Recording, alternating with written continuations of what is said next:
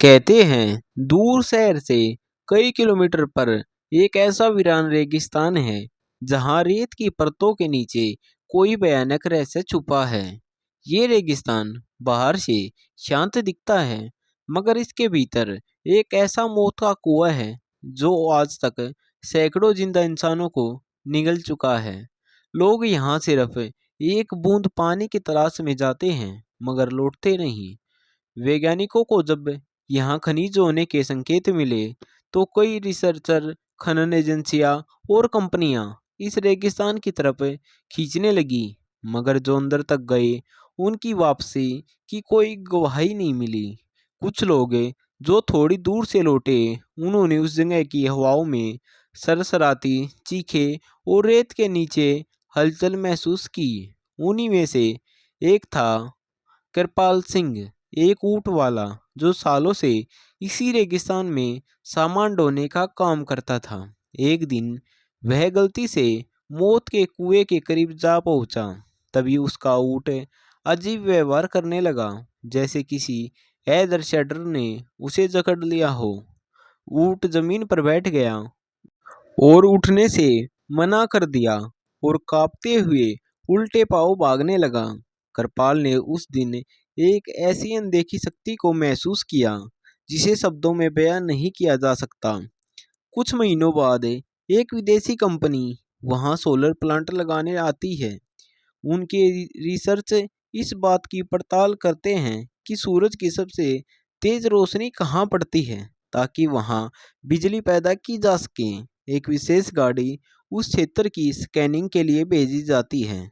शुरुआत में सब सामान्य होता है, लेकिन जैसे ही वह गाड़ी मौत के कुएं के नज़दीक पहुंचती है, धीरे धीरे वह रेत में फिसलने लगती है। ड्राइवर ब्रेक लगाता है, लेकिन गाड़ी जैसे किसी अदृश्य चुंबक की तरफ खींच रही होती है। कुछ ही पलों में वह गाड़ी उस रेत के भीतर समा जाती है। ना कोई आवाज, ना कोई संपर्क, सब गायब।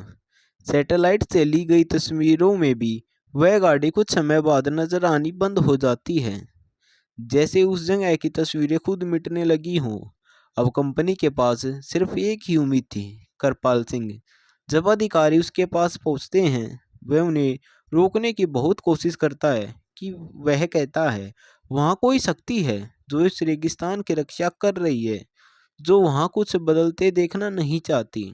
लेकिन जब उसे पैसे और पुरानी उधारी चुकाने की बात होती है, तो मजबूरी में वह मान जाता है।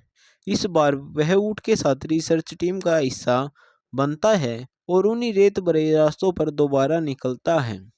लेकिन कुछ अजीब होता है, उसका ऊँट जो पहले डर गया था, इस बार शांत रहता है। करपाल को शक होता है कि इस बार शायद खतरा कुछ और बड़ा है, या फिर खतरा बहुत पास है, इतना पास कि उसका ऊँट भी उसे नहीं पहचान पा रहा। तभी रिसर्च टीम की गाड़ी अचानक खुद ब खुद तेजी से आगे बढ़ने लगती है।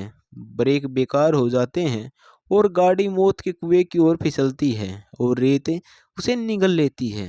कृपाल जोर जोर से चिल्लाता है, लेकिन उसे समझ नहीं आता कि वो खुद वहीं खड़ा है और उसके चारों ओर की रेत नीचे खसक रही है, जैसे उसे कुएं ने उसे जिंदा रहने दिया हो, ताकि वो बाकियों को चेतावनी दे सके। अंत में कंपनी इस जगह को एक मौत का जोन घोषित कर देती है। लोग अब समझ चुके थे यहाँ कोई साधारण रेत नहीं है, यह रेगिस्तान एक जिंदा प्राणी है और वह अपने भीतर के रहस्यों को कभी उजागर नहीं होने देगा। कहते हैं आज भी उस रेत के कुएं के पास रात को सन्नाटा होता है। वहाँ कोई है जो हर आने जाने वाले को देख रहा होता है, और इसी कारण आज भी लोग वहाँ से रात से गुजरते समय डरते हैं और शायद अगली प्यास के लिए वो कुआं इंतज़ार कर रहा हो। तो दोस्तों, आपको कहानी कैसी लगी हमें कमेंट करके ज़रूर बताना, और हमारे चैनल को सब्सक्राइब ज़रूर करना। मिलते हैं ऐसी ही एक और डरावनी और ऐसे कहानी के साथ।